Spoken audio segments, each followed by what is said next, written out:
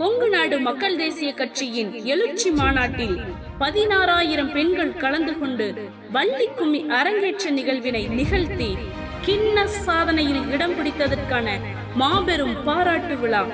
கொங்கு நாடு மக்கள் தேசிய கட்சி பொதுச் செயலாளர் திரு ER ஈஸ்வரன் அவர்கள் தலைமையில் பொருளாளர் திரு KKC பாலு அவர்கள் மற்றும் கொங்கு வெள்ளாள கவுண்டர் பேரவை தலைவர் திரு R தேவராஜன் ஐயா அவர்கள் முன்னிலையில் மாண்புமிகு தமிழக முதலமைச்சர் திரு MK ஸ்டாலின் அவர்கள் பெருமை மிகு மகளிரை பாராட்டி சிறப்புரையாற்ற உள்ளார்.